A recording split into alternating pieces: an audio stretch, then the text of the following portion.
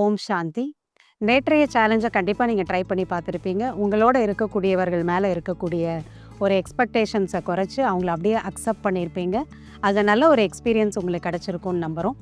இன்றைய சேலஞ்ச் நீங்க ட்ரை பண்ணி பாருங்க. ஃபர்கிவ்னஸ். மனதார மற்றவர்களை மன்னிப்பது.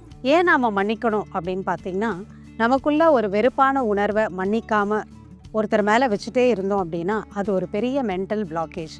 அது நம்ம மனசுல இருக்கக்கூடிய பாசிட்டிவ் எனர்ஜிய எப்பயுமே பிளாக் பண்ணியே வச்சிருக்கும். அப்ப நம்ம செய்யக்கூடிய முயற்சிகள்ல நம்ம நினைச்ச மாதிரியான ஒரு வெற்றியோ இல்ல சந்தோஷமோ நமக்கு கிடைக்காது.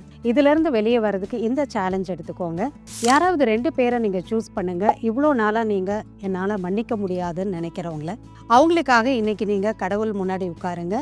ஒரு நிமிஷம் கண்ணை மூடிட்டு இந்த ஒரே ஒரு எண்ணத்தை மட்டும் கொண்டு வாங்க. நான் இவங்களை மனசால மன்னிச்சிடுறேன். இவங்களுக்கு நல்ல ஒரு வாய்ப்புகள் கிடைக்கட்டும், வாழ்க்கையில நல்லா இருக்கட்டும், என்னை விட நல்லா இருக்கட்டும்னு நினைங்க. இந்த சேலஞ்சை நீங்க ட்ரை பண்ணிட்டு கண்டிப்பா உங்களோட எக்ஸ்பீரியன்ஸ் எங்களுக்கு சொல்லுங்க.